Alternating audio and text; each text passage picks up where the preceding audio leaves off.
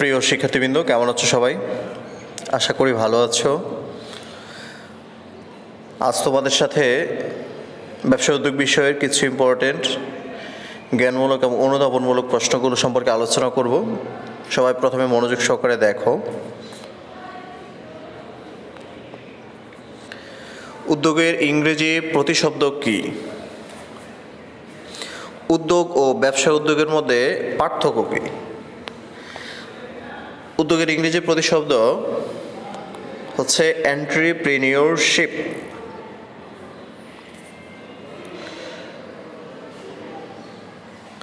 ঝুঁকি আছে জেনেও কোনো কাজে, অর্থাৎ কোনো ব্যবসায়িক কাজে হাত দেওয়াকে সাধারণত আমরা জানি যে এটা হচ্ছে উদ্যোগ। তো সেই উদ্যোগের ইংরেজি প্রতিশব্দ এন্ট্রিপ্রেনিয়রশিপ। বিশেষ করে বানানের প্রতি তোমরা জোর দেবে। উদ্যোগ ও ব্যবসা উদ্যোগের মধ্যে পার্থক্য কি? তাহলে আসি এবার প্রথমত আসি উদ্যোগ। যে সাধারণত উদ্যোগ বলতে আমরা কি বুঝি? কোনো কাজের কর্মপ্রচেষ্টাই হচ্ছে উদ্যোগ। আমরা জানি আমাদের প্রতিনিয়ত কাজে অনেক ঝুঁকি বিদ্যমান, বিশেষ করে ব্যবসায় কাজে অনেক ঝুঁকি। তো এক্ষেত্রে ব্যবসা উদ্যোগ বলতে আমরা তখন সেক্ষেত্রে কি বুঝি? যে কোনো কাজে ঝুঁকি আছে জেনেও মুনাফা লাভের আশায়, যেহেতু আমরা জানি যে কোনো ব্যবসায়ের মূল উদ্দেশ্য হচ্ছে এবং মুখ্য উদ্দেশ্য যেটাকে আমরা বলে থাকি সেটা হচ্ছে মুনাফা অর্জন। তো মুনাফা অর্জনের উদ্দেশ্যে বা মুনাফা লাভের আশায় কাজ করার প্রচেষ্টাই হচ্ছে ব্যবসায় উদ্যোগ। তো উদ্যোগ ও ব্যবসা উদ্যোগের মধ্যে বেশ কিছু পার্থক্য বিদ্যমান আছে। উদ্যোগে মুনাফা অর্জনের উদ্দেশ্য থাকা বাধ্যতামূলক নয়, কিন্তু ব্যবসা উদ্যোগের কথা যদি বলি তাহলে সেক্ষেত্রে অবশ্যই মুনাফা অর্জনটাই হচ্ছে প্রধান উদ্দেশ্য। ব্যবসা উদ্যোগ তাই মুনাফা অর্জনের উদ্দেশ্যে বাধ্যতামূলক, এক্ষেত্রে এটা মনে রাখতে হবে।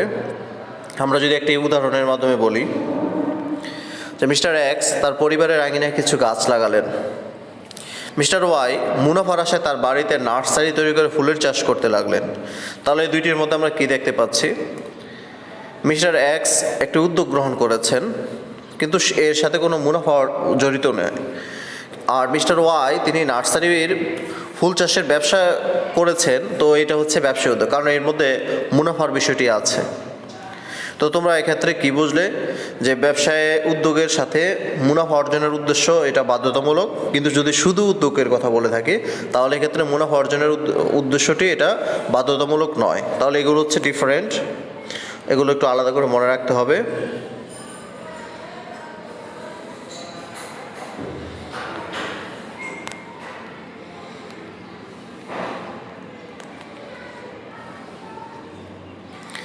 এরপর আসবো কর্মসংস্থানের প্রধান উৎস কি।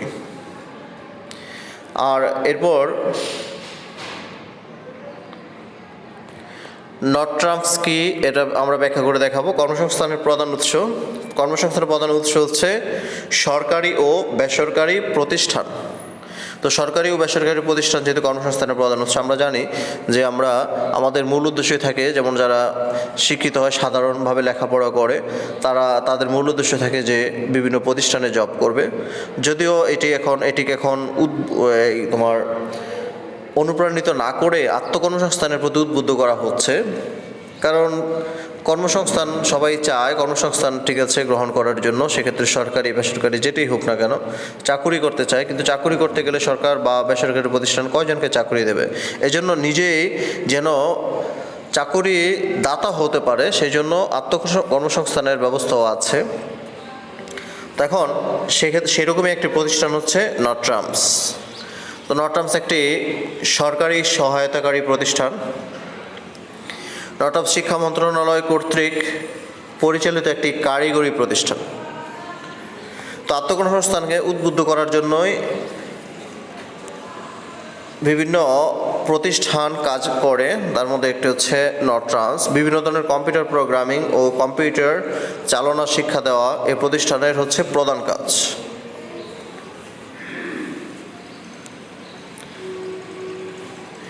এ প্রতিষ্ঠান থেকে প্রশিক্ষণ গ্রহণ করে বহু শিক্ষিত বেকার যুবক যুবতী আত্মকর্মসংস্থানের সুযোগ করে নিয়েছে।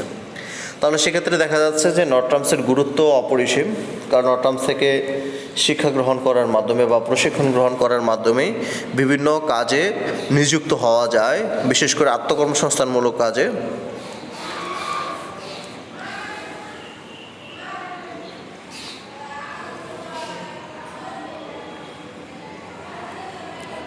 এর পরের প্রশ্ন, পণ্যের মান নির্ধারণকারী প্রতিষ্ঠান কোনটি?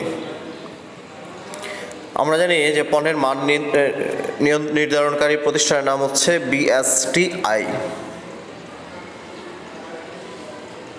তো এটি বিভিন্ন প্রোডাক্ট যেগুলো আছে সেই প্রোডাক্টগুলোর মান যাচাই বাছাই করে এবং সেখানে যদি কোনো ত্রুটি বিচ্যুতি লক্ষ্য করে তাহলে সেই প্রোডাক্টকে সাময়িকভাবে ব্যান করে তার আবার উন্নতির জন্য কিছু সময় দেওয়া হয়।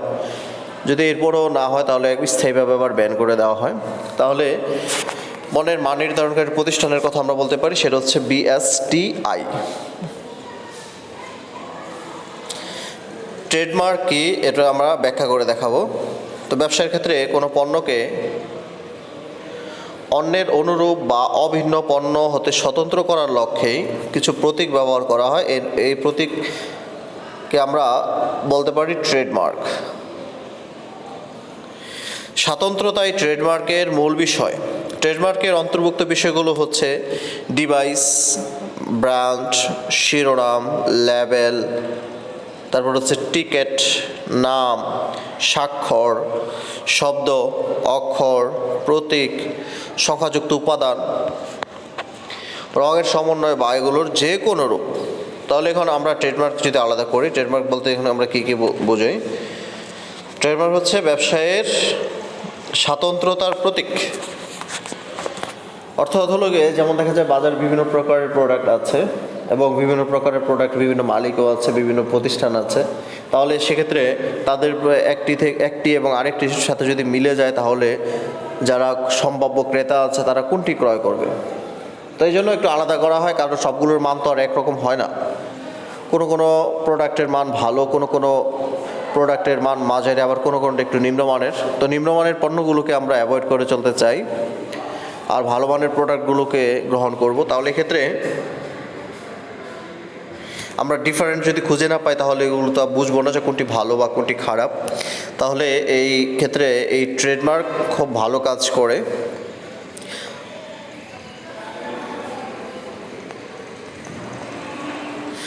এরপরের প্রশ্ন, বৈজ্ঞানিক ব্যবস্থাপনার জনক কে? বৈজ্ঞানিক ব্যবস্থাপনার জনক হচ্ছে এফ.ডব্লিউ. টেলর। এমনিতেই ব্যবস্থাপনার জনক হচ্ছে হেনরি ফায়োল, কিন্তু বৈজ্ঞানিক ব্যবস্থাপনার ক্ষেত্রে কিন্তু একটু ডিফারেন্ট হবে, তোমরা একটু মনে রেখো। তো প্রতিষ্ঠান সুষ্ঠুভাবে পরিচালনার জন্য ব্যবস্থাপনা অত্যন্ত গুরুত্বপূর্ণ। এটা হচ্ছে যে ব্যবস্থাপনা কতগুলো কাজের সমষ্টি, এটার ব্যাখ্যা করার জন্য আমরা এই কথাগুলো এখানে লিখব।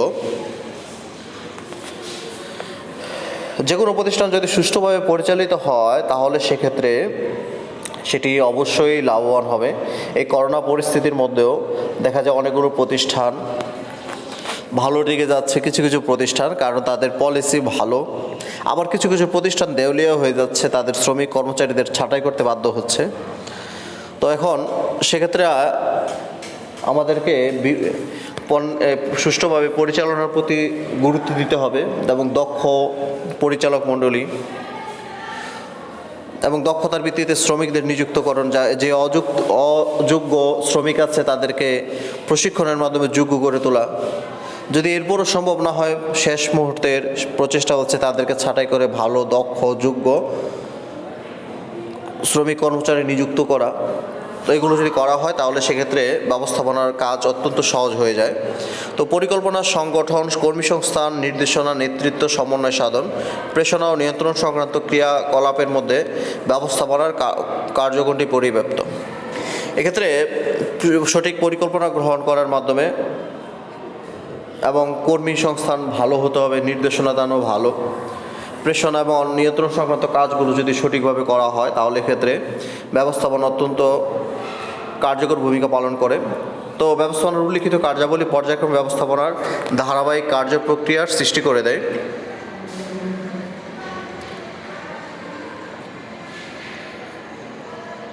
তাই বলা যায় ব্যবস্থাপনা হচ্ছে কতগুলো কাজের সমষ্টি।